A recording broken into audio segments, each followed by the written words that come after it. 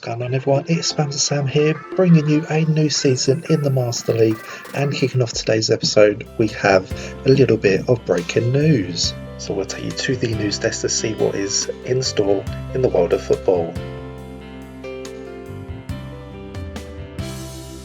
Welcome to the show. On tonight's program, we take a look at Zenit St. Petersburg as they managed to sign 4 new players for the upcoming season. And there we go, we can see Mazuri signing just there, and also we have 3 other signings, Gnangon, Mingale, Benitez, as long with a little bit of news coming out today that Lucas Edmondson is attracting interest internationally with 5 different sides looking to sign him up.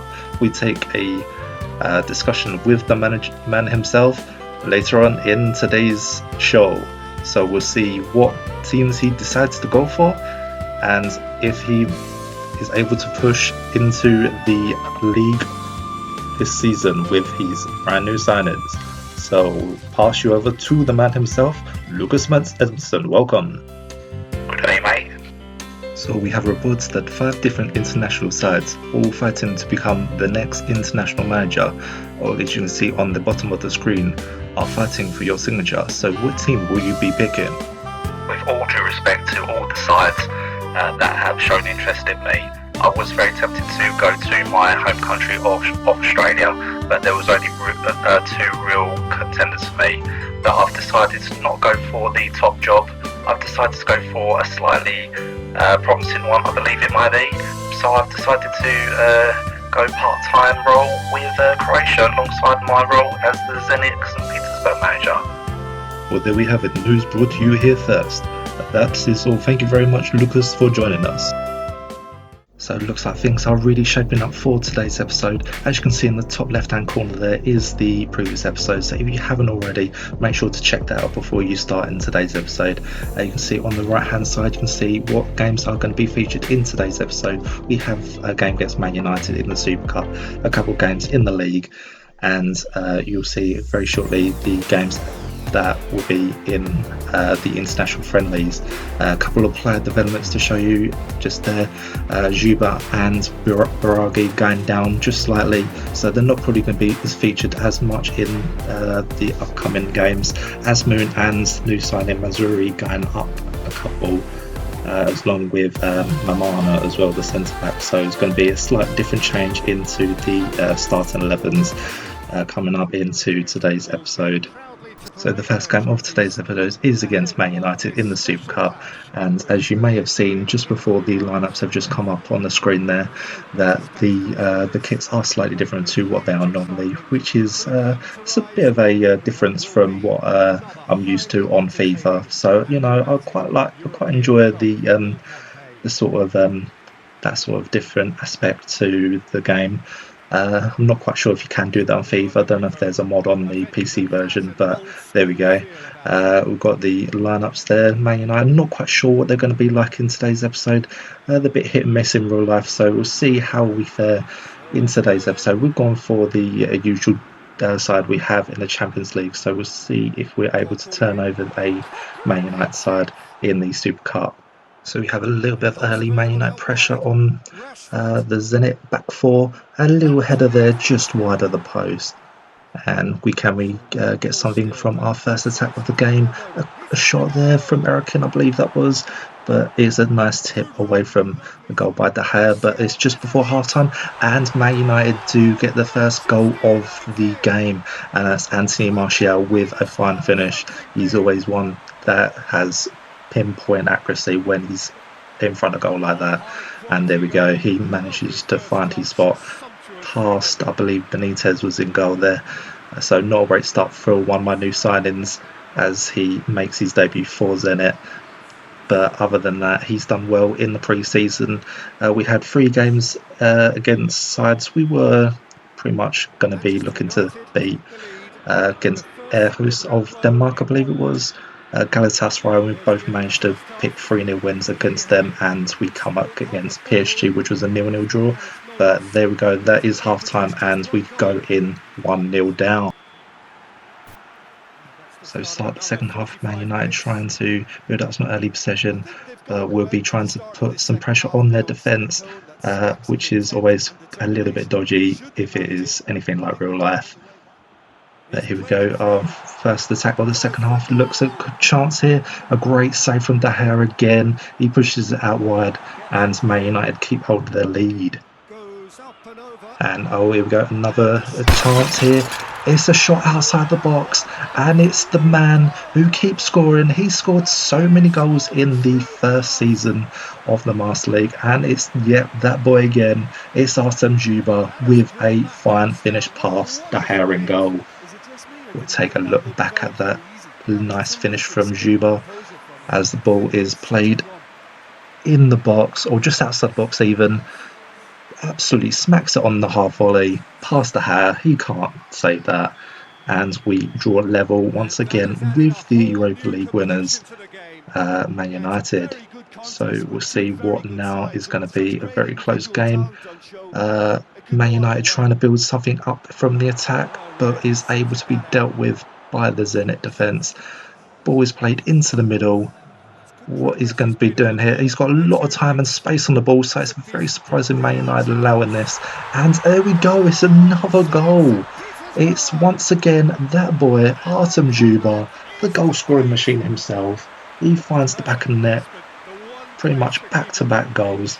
I'm not quite sure what the Man United midfield and defence are doing. They're just not closing down the midfielder there, and plays the ball into Artem Dzyuba, and player like that, he's going to find the back of the net as Man United make a defensive change. So we'll see what goes on now as the Zenit side are able to take the lead. But it looks like Man United aren't going to be happy with that. They're going to pile the pressure on the Zenit defence. A nice tip away from Benitez. But now can Zenit get a third here, plays the ball into the box, hits the post and is cleared. So unlucky not to get a third there. And Luke Shaw has now come off with an injury, so not good for him. And coming to the end of the game, Man United maybe with one last chance here, cross the ball into the box, nothing happening there. And looks like Dzyuba's just going to hold up play there. Didn't realise the Gea was actually out of goal, I believe it was. And yes, we do manage to win the foul, so we're just going to play out time here.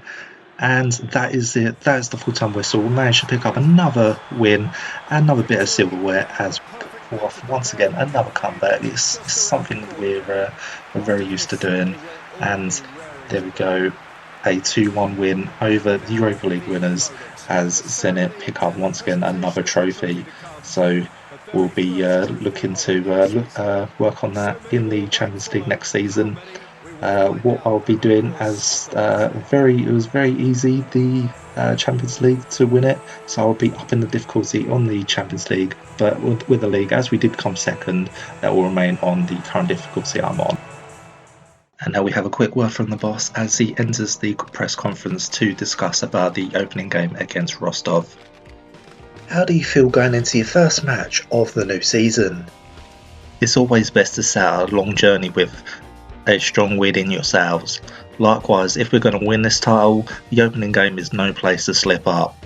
We're looking for a win, and we're feeling very confident. Rostov are a tough side, but that is no reason to fear them. The supporters will be giving their all out there, so let's do the same. It's our first time appearing before the home crowd this season, so whatever you do, make this match worthy of the fans, and remember, make them play at our pace. So Edmondson just making sure his words are all but aware of Rostov's threat, and to make sure that his team pick up the 3 points in the first game of the new season. We've got a few new faces in the starting lineup. Rokitsky taking over the captain's role from Ivanovic, who takes his place on the bench, as Mamana did go up 1 rating, so he is now doing a little bit better than Ivanovic, but he's always a very solid, experienced player to call upon if needed. The only other changes are really Kuzev takes the place of Erikin. Erikin did play a lot of the games last season, so we'll see how Kuzev fares in the midfield, see if he can make any difference to it.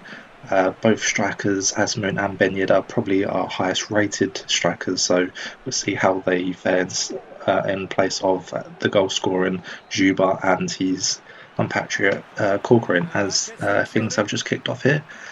As we take a little bit of early position, see if we can create a very early attack with the two new pairing of Asmund and Benyed up front, but it doesn't come to anything. We take you to the 18th minute. We have a early chance in the game. Plays it along the sides, and there is the first goal. It's come from a player that didn't really get too many goals in the first season, but Malcolm, probably our highest rated player. He is currently 86 rated on this game, and he manages to squeeze the ball past the goalkeeper and finds the first goal for Zenit in this new season. See the ball is played along. I believe that is Dreesy. It might be Asmund along there. Can't quite tell who it is, but Malcolm is there to place the ball into the bottom corner, and we take quite an early lead into this match. So yeah, good things to come hopefully. And we have another attack here. Zenit on the ball. Looks like there's not too much pressure from Rostov. They haven't really many chances, but here we go. There is the finish. It is now 2-0 to Zenit. It doesn't look like Rostov are going to get back from this. And there we go. Serdar Azmoun with the second goal of the game. He's in there to replace Juba, who was scoring for fun in last season. But he has gone down in rating, so he's going to have to take that place on the bench. And if Asmund keeps up this form, he's going to make sure he secures that first team spot instead of him. We take a look back here, a little 1-2 between, I believe, both strikers, and a pixie spot. Asmund pixie spot, and there we go, 2-0 to the home side. So it's just coming to the end of the first half. Another Zenit attack here, and he goes for the header. It hits the post and is cleared. So very unlucky for Zenit not to be leading 3-0 before half time. But we might have a Rostov chance here. Can they get across in? No, because the new right back, Missouri, I believe his name is, gets that a nice little tackle in there. So he's done very well there. And that is how the first half finishes, with Zenit taking a comfortable 2-0 advantage. So start the second half with Rostov kicking off. Not really too many chances from Rostov, so it should hopefully be a comfortable second half for Zenit to see out for the 3 points. Now last season we didn't really have a very good start, so a good start is always really vital. And there we go, a great save from Benitez to make sure he keeps a clean sheet. Not too much happening in that second half, so there we go, that is the final whistle, and we do manage to keep hold of the 2-0 lead, and we take the 3 points very early on, and that is what is needed if we're going to secure the title. The opening match winners and the press that followed that team around in a frenzy. Let's not lose this momentum and get the win in the next one. That's the goal. We're not going to let up now.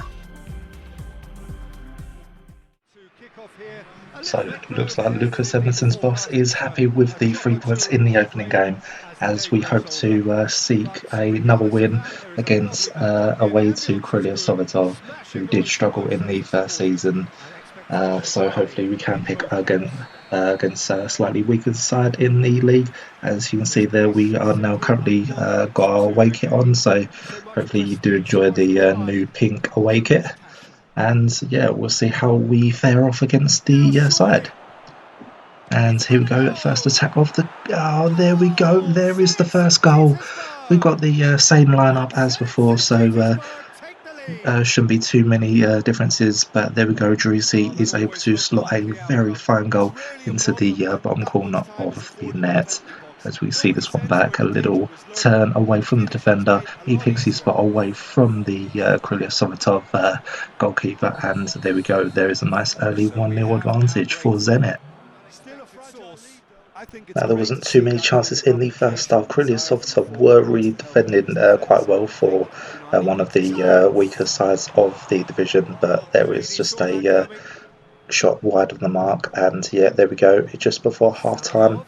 Can anything else happen there? Looked a little bit of a foul there, but the referee's got to play on. Kryliasovtov unable to get anything from that advantage. But there we go, there's the half-time whistle. Kryliasovtov actually put in quite a even game for us, but we take a slender advantage into the break. So here we go, start of the second half will be hopefully to add to the lead we currently have. A 1-0 advantage at half-time is probably not ideal. We'll be looking to secure a second goal. We have a little 1-2 here now, but it is a foul by the Kryliasov top defender, and it looks like it's going to be a free kick here.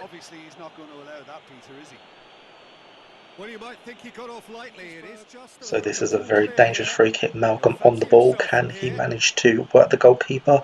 He takes a shot. He scores it. A very fine goal from Malcolm. He's actually really impressed me in these first few games.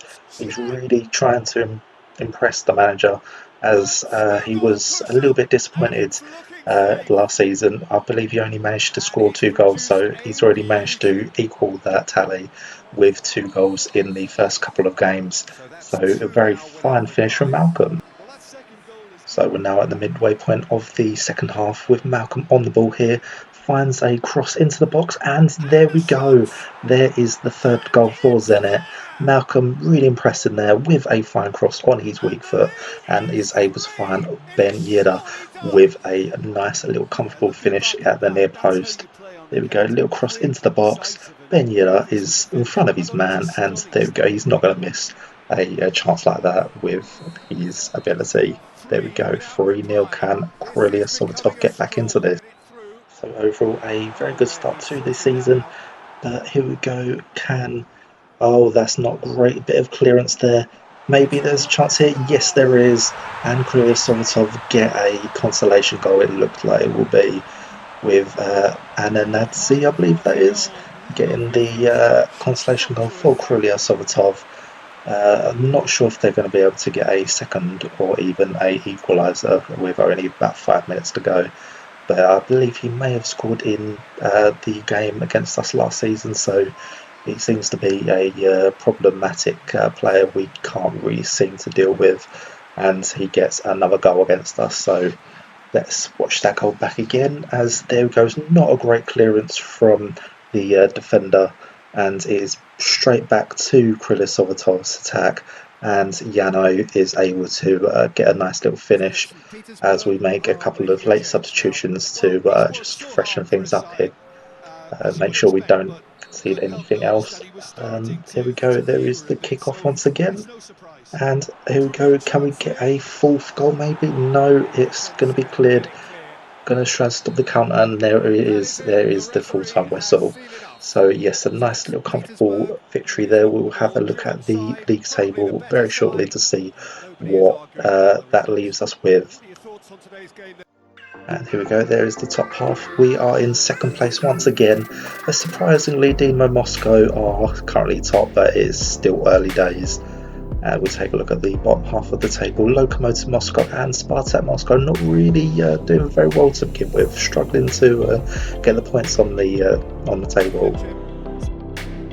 And our attention to Croatia, and see how Edmondson fares off in the first game for Croatia as we take on Denmark. And it was a very one-sided game, this one.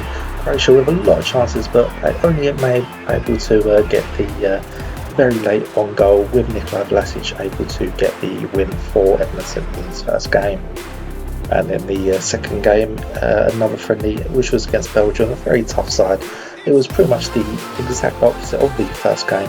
And there we go, a very fine finish from Romelu Lukaku there. And that is actually how that game finished, with another 1-0 victory. So a bit of a mixed bag for Edmondson in his first 2 games with Croatia. Well, that will conclude today's episode. If you have enjoyed, make sure to hit the like and subscribe button, and goodbye.